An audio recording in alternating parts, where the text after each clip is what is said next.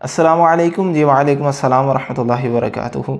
کیا مسجد میں باجماعت نماز کی ادائیگی کے بعد لیٹ آنے والے حضرات دوسری جماعت کروا سکتے ہیں؟ جی، مسجد میں باجماعت نماز کی ادائیگی کے بعد دوسری جماعت کروائی جا سکتی ہے۔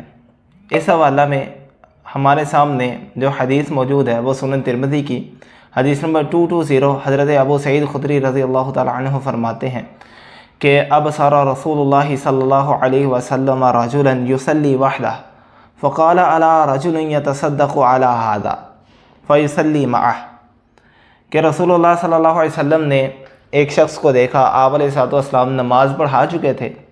نماز پڑھانے کے بعد ایک شخص کو دیکھا کہ وہ اکیلا نماز پڑھ رہا تھا، جو کہ لیٹ ہو چکے تھے۔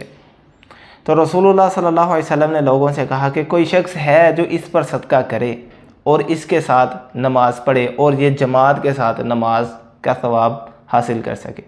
یعنی کہ اگر یہ اکیلے پڑھیں گے تو انہیں 10 نمازوں کا ثواب ہے، یہی اگر یہ باجماعت پڑھیں گے تو انہیں 270 نمازوں کا ثواب ہے۔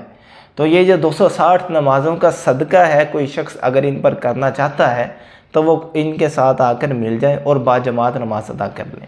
تو آپ علیہ الصلوۃ والسلام نے چونکہ خود اس کا حکم دیا ہے تو اس طرح دوسری جماعت کروانا بھی جائز ہے۔ بعض احناف کی جانب سے اس میں بڑی سختی کی جاتی ہے، اور بعض مساجد میں بھی یہ لکھا ہوتا ہے کہ یہاں پر دوسری جماعت کروانا سختی سے منع ہے۔ اس بات کی کوئی دلیل نہیں، یہ ویسے ہی شریعت میں تشدید ہے، شدت ہے۔